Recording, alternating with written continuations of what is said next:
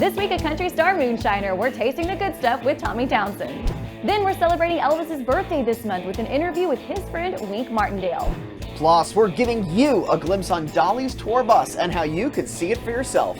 And Jameson Rogers is celebrating big, and we're chatting with him at his #1 party. From the home of hot chicken, goo-goo clusters, and of course, country music, this is Nashville Insider. Let's go.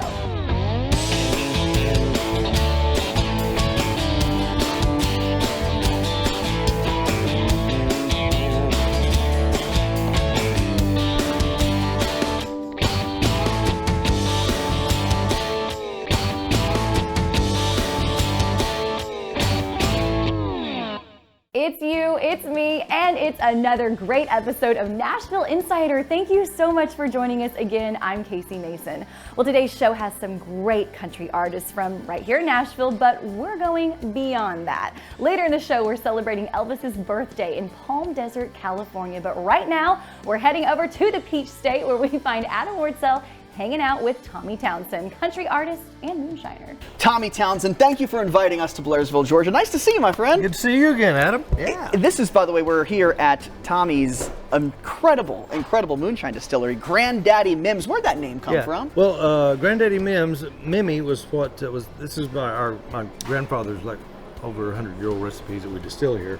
So Mimi was what all of the grandchildren called him, and which later got shortened to Mims, and so. When we came up with doing this, we just called it Granddaddy Mims. So that's where it all came from. And of course, we're going to definitely try some shine in just a bit. But we've got to talk about your music and your history with Waylon Jennings. I see the tattoo right there. Yeah. How did you meet Waylon? How did all this happen? I met Waylon back in the 80s. He was in Cumming, Georgia, which was a venue that a lot of the country stars came to at that time. And you know, my mom and dad were big fans of Waylon's, and I got to be a big fan of Waylon. And so my parents got to talking to one of Hell's Angels one night. Kind of a scary, could be a scary thing. A few of Hell's Angels used to rival Waylon do security. So my parents got to talking to one of them one night and at the show that we were at, and said, yeah, our son loves Waylon, and he goes, well, Waylon loves kids. He goes, meet me back down here after the show, and we'll take Tommy back there to meet him. Wow. And that's how it all began. You know, and then we got to know him, you know, Waylon and everybody more, and got to know the band and the crew and all that. So that's how all that came about. And in turn, we're getting to know you more. Yeah. And you have this new music out, and Waylon's band is involved. How did all that happen? Yeah. Well, Waylon and Jerry Bridges, his longtime bass player, they produced a project on me that started in the late 80s when I was, as Jigger says, you were 4 years old, yeah, right? when I still had a tail. That's what Jigger says. But anyway, they started recording stuff and went on up through the late 90s that never got released. And so BFD Audium Nashville heard about it, signed me to a deal last year. And the album came out, I think it was the 1st of May, last of April, something like that. And it's been doing really well. You know what keeps you young besides, of course, Tommy Townsend's music? Yeah. I'd say moonshine. Oh yeah, that keeps you really young. Yeah, we should try some. We'll do it. Let's do it. Glad we happen to be at a moonshine distillery, so let's go try some moonshine. Let's do it. All right, friends, this is the moment I have waited for because I happen to like some shine, and we got some of the best here, Granddaddy Mims. This is the original. This is the original recipe. Yeah, it sure is. So, would you like to try some? No. Yes, I would love to try some. All right. Ready? Here we go. The interesting thing about this is it has such a sweetness to it that I was never expecting. Yeah. Most original corn moonshines I've ever had has that initial bitter taste. What is the secret? Well, it's the corn that we use. It's how we distill it. Yeah. There's several different factors that go into it to make it very smooth. Yeah. This is incredible. I like the slushy. Try this on. Do you know what this tastes just like? Those push pops you used to get when you were a kid. There's alcohol in this? Mm-hmm. You would never know. There is. Wow. Mm-hmm. Well, Tommy, thank you so much for inviting us here. A round of applause for Granddaddy Mims, everybody. Yeah. Because we so rarely have a live audience that any chance to get applause. That's right. Thank you, my friend. Thank you, Adam. Well, now that I'm not pregnant anymore, that's definitely a place I want to visit, and you can too. So for more information on Granddaddy Mims, you can head to granddaddymims.com. All right, so we're now going to switch gears to a #1 party. Nashville Insider's Jennifer Vickery met up with Jameson Rogers on a very big day. There's a cold beer calling my name. Feel a good time coming, got a new song humming, and the sunset's doing this thing.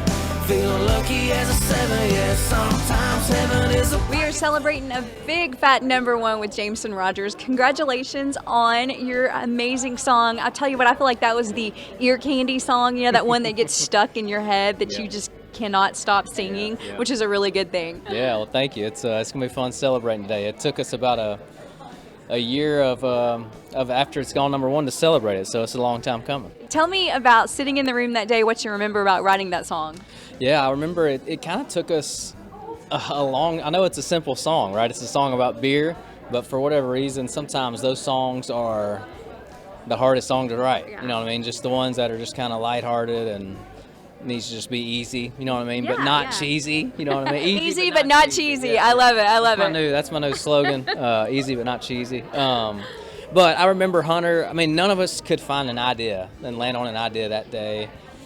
And Hunter was like way up in his notes, and he had an idea called Calling My Name. And so he was like, I have this idea, Calling My Name, and it just kind of was, it stemmed from that idea, then landed on cold beer, Calling My Name, and it took us like 3 writes to finish this thing. So this one was a tough one. It was. You know, most times it takes us, you know, 1 writing session, or it could take an hour. We all hear those stories of like, oh, in 20 minutes we had, you know, this whole, the hook and the whole thing. Yeah. But this one took a little bit of effort, which isn't that funny that it's the simplest of songs that, those are the hardest songs for me to write, for whatever reason. I don't know why. Tell me about the news of hearing that Luke Combs was going to cut this song. Yeah, I mean, Luke, when we wrote it, we had no intentions of it ever being a feature, you know, of me featuring anyone. We just, I think I even went in and recorded it not knowing that. Right. And so around the same time, Luke had hit me up and was like, hey man, you know, I want you to go on tour with me. We're going to do 60 arenas. And so I was like, yeah. You're like, let me think about that for a second. Yeah, we are. Also, since you're doing me that favor, could I ask for one more and you just jump on this song since we're going to be touring together? And he said yes. And man, Luke's just done more favors for me than I'll ever be able to repay him for. So that's pretty awesome. It wouldn't be the same without him, for sure. I love that. Tell us about what's coming up next for you. Yeah, I just put I put 2 new songs out a couple weeks ago. One called I'm on a Dirt Road and one called Heartbreak Highway. Going in the studio in January to cut some new songs, and then going out with Hardy starting in February. So it'll be fun. It'll be a fun year next year. I'm so excited for all of your success, and it's great to get to catch up with you. Look for the new music that's out. Look for this guy out on tour with Hardy. Behind us, we're getting ready to celebrate big time for this party, and we are super excited for you. Yeah, thank you all for coming here. It's going to be awesome.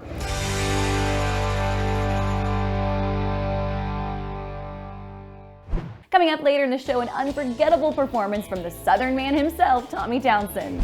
And 9 seasons and counting, we're getting dirty with Mike Rowe from Discovery Channel's hit show, Dirty Jobs. I'm Adam Wartzel, and right after this break, Wink Martindale is on the show. How did he become friends with Elvis Presley? We'll find out right after this. Hello, I'm former Arkansas Governor Mike Huckabee. A lot of times you can't control the amount of sleep that you're getting. You can't fall asleep or you're tossing and turning all night. You can't get the sleep you need to stay healthy. I know, it's scary, unless you use Relaxium Sleep. Relaxium Sleep is a product that's made from natural ingredients, and it usually works from the very first night you try it. It helps you fall asleep, stay asleep, and wake up refreshed, earning your body those quality hours of sleep that it desperately needs. Join the hundreds of thousands of people who've experienced the relief and health benefits from getting a great night's sleep, and get Relaxium Sleep. The first time I took Relaxium and I slept through the night, I thought, wow, this worked for me. I could not believe it. Relaxium Sleep is studied, tested, and designed by a neurologist to help you fall asleep faster, stay asleep longer, and wake up refreshed. Relaxium Sleep worked from the very first night I took it. I had more focus and mental clarity than I've had in years. Relaxium is drug-free and not addictive, so you can take Relaxium every night and never worry about side effects. And the best part is, it can start working from the very first night. When I take Relaxium Sleep, I sleep better than I have in years. I wake up feeling like I've had the best night's sleep. Stop being afraid and start sleeping your fears away with Relaxium Sleep. Your body and your mind will thank you. Mike Huckabee is so confident that Relaxium will work for you, he's asked us to give away 1,000 bottles. If you're not getting calm enough to go to sleep, take Relaxium Sleep. I promise you it'll work. Get your risk-free bottle of Relaxium Sleep now. It's guaranteed to work or your money back. Visit TryRelaxium.com or call 800-832-5815. That's TryRelaxium.com or call 800-832-5815.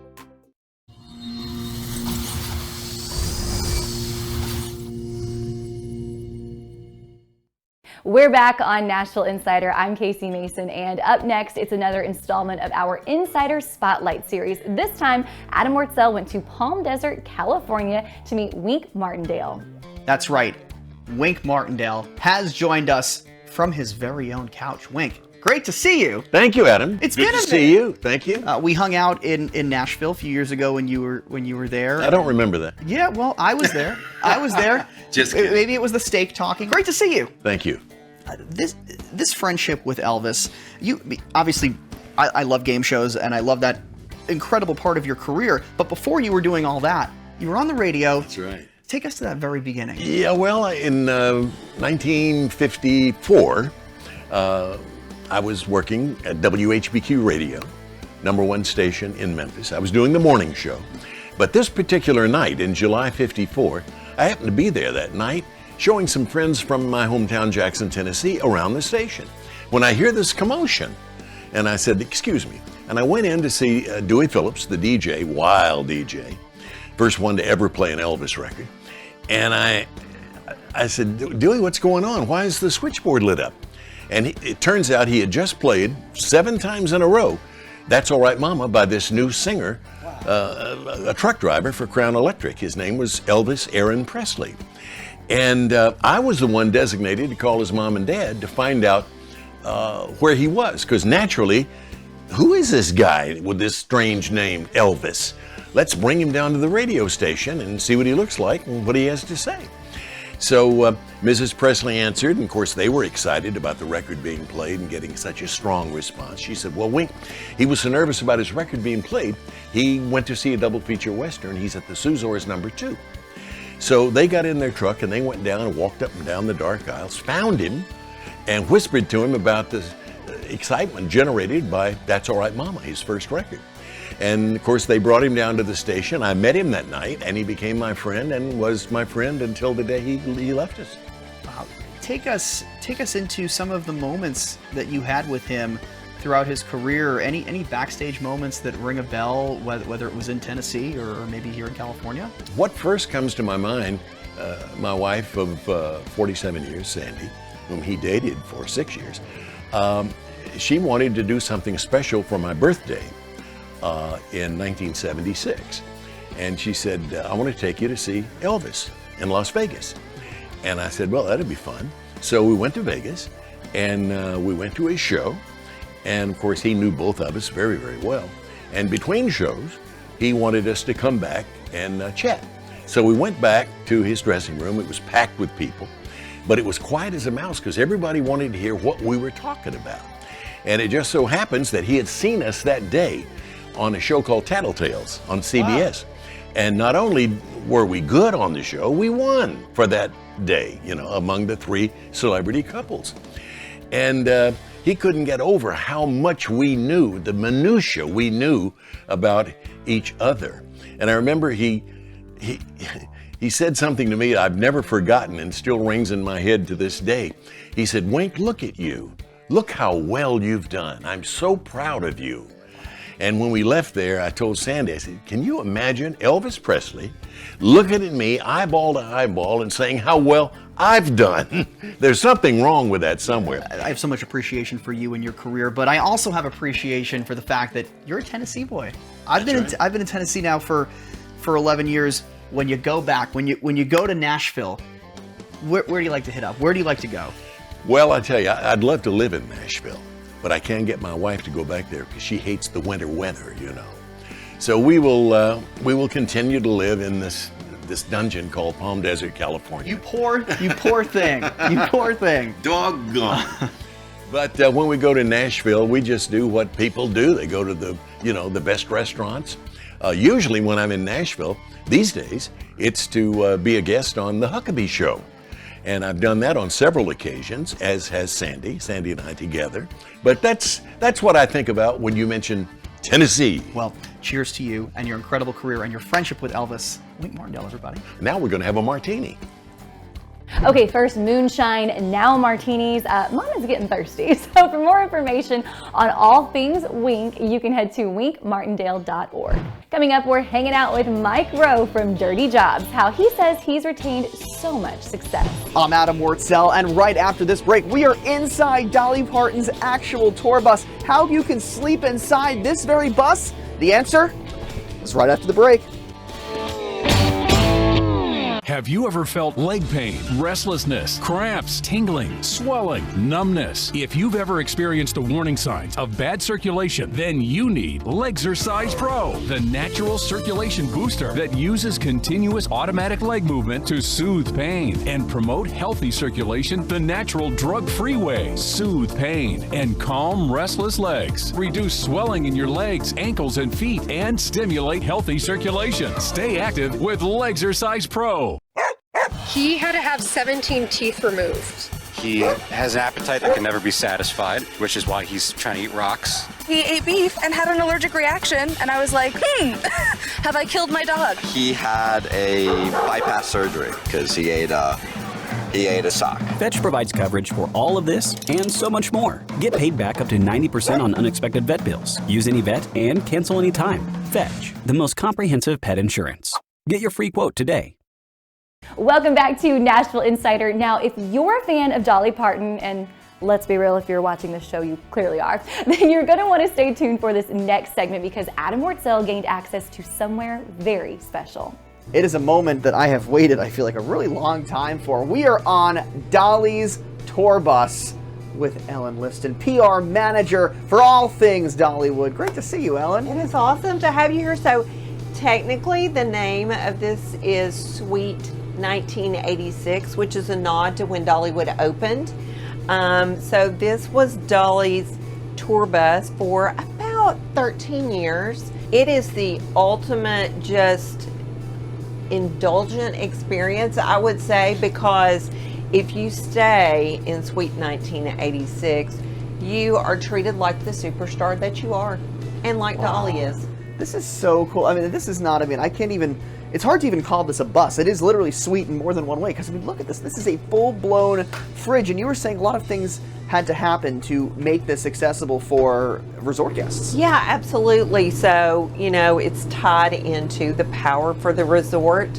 Before we started the interview, you checked to see if that was just a prop, but no, it's actually a phone that you can call, and if you might need some refills for the fridge or something like that. But I love the fact that it is everything you would need if you were staying here 2 nights for 2 months. Who came up with this idea to make this into a room for a guest? I think that one of the things that Dolly does is she's always looking at ways that people can experience kind of the glamour of her life. And she knew that she kind of wanted to retire the bus, and it was like, why don't we make it into an experience as you would stay on the bus as if maybe you were a superstar and doing your own tours. Let's take a look in the back. One of the other really fun things about the bus is it shows just exactly how Dolly traveled. It was over 350,000 miles that she traveled on this bus. And when it was first purchased, it was retrofit to, most tour buses have bunk beds on either side, but Dolly has lots of great costumes and shoes and jewelry and accessories. So the bunk beds on this side are not bunk beds. They are actually where Dolly kept a lot of her wardrobe pieces. and she was gracious enough to let us keep some of those so that you could see for yourself. And that's gracious because these are Christian Louboutins. They are unbelievably beautiful. So it's just kind of fun to see that side of it as well. If people want this experience, all our friends watching at home, how do they find out more? How do they book their stay here in Suite 1986? So it's pretty easy. They can go to Dollywood.com/Suite 1986. You get all the fun and just one of a kind experience of living like a superstar, and all after just the expenses are paid, the majority of that money goes to benefit Dolly Parton's Imagination Library, which gifts books to children really all over the world. What a great way to have a great experience, but also be able to support something that is so near and dear to Dolly Parton's heart. Well, thank you so much for having it. Nashville Insider and our cameras here on Suite 1986. I guess it's time for I'm gonna take a quick nap. Okay, I think you should. Sounds good. Good night, everybody. Closed Caption is sponsored by Westgate Resorts, destination resorts with world-class amenities and 5-star service. At Westgate Resorts, adventures last all year long, with spacious luxury accommodations and delicious southern dining. There's no better place to make unforgettable memories. Your mountain escape is waiting in the heart of Tennessee. Call today to book your $149 4-day, 3-night package with the offer code GETAWAY. Hurry, the first 20 callers gets a $100 resort credit.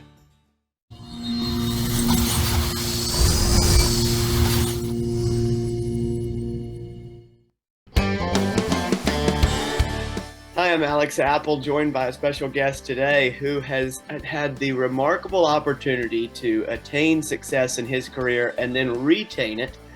And almost 20 years later, after his famed show Dirty Jobs started, here we are talking with Mike Rose still. And Mike, I am curious because a lot of people attain success. You know, they have a little bit of a taste of it. Retaining that success is perhaps even harder than getting it in the first time. How have you been able to do that? Well, I guess I got lucky in some ways. I mean, I worked for a long time in the business before Dirty Jobs happened. I was 42 when this thing blew up. Yeah. And I think part of the reason it's still on is because the shows that I work on, they're very simple. You know, they're very honest. We don't do second takes on Dirty Jobs. It's just we just let people see what I see. And so beyond the exploding toilets and the misadventures in animal husbandry and feces from every species and all of that stuff, there's something going on under the show. And it's basically me tapping the country on the shoulder and saying, hey, what about him? What about her? Get a load of that. Wait till you see what these folks do. What is it about this environment, right? Seeing people that are doing sometimes humble and modest jobs, but it has enabled the audience to connect with people on an interpersonal level that I think has been powerful. And why do you think that is? Dirty Jobs was the granddaddy of essential working shows. You could turn the volume down and just look at it and see, you know, what the species is capable of doing, and understand how work is all connected. Well, the one clip I saw that's new to the show this year is you working with the guy who's recycling soap, which is such a powerful testimony. He hit you with the stat that deaths and illness from just simple hygiene-related diseases has gone down some 60% or something since he started doing this, largely just taking soap and not having it be thrown away from hotels. Yeah, it's amazing. And there's got to be so many stories like that of just simple, really this job made this big of a difference? The soap cleaning thing is a pretty good example of that because, again, it's relatability. We've all been in hotel rooms. We've all used a bar of soap once, and we've all wondered, where's it go? I mean, are you just going to throw it out? Well, you know, the guy that runs this operation wondered the same thing. So he collected it, millions and millions of tons of it, melted it down, made new bars, and shipped them over to third world countries to help with hygiene issues. So Yeah, man, that's a story worth telling. And it's disgusting, dude. There's so much hair. There's so much human hair that needs to be pulled out of old soap. I don't even want to get into it. Well, kudos to you for highlighting something that not many people would have seen had it not been for Dirty Jobs back on Discovery Channel and highlighting that man's great work. I'm sure there's other stories of that. Mike, thanks so much for your time, and I'll be tuning back in. I'm sure thousands, millions of others will as well. So Billions. best of luck to you and Billions. sticky endeavors. I'm looking for trillions of viewers this season. Well, wouldn't we all be so blessed? Mike, thanks so much for your time. Thank you. I appreciate it. Thanks, Alex. Now, you can watch the new season of Dirty Jobs on Discovery Channel or streaming on Discovery Plus. Well, that about wraps it up for this edition of Nashville Insider. From California to Georgia to Dollywood, this has certainly been one of our most well-traveled episodes ever. And hey, that's what you get for a show that's been on air for 7 seasons. And speaking of Georgia, we're gonna take you back to Granddaddy Mims in Blairsville to close us out. Performing Southern Man, it's Tommy Townsend. I'm Casey Mason, and we'll see you next time on Nashville Insider. Don't you wonder who I am? Well, I'm the pride of Dixieland, and I talk slow so y'all understand. Well, I'm a Southern man. I'm your Southern man. I learned how to sip that moonshine whiskey in the hills.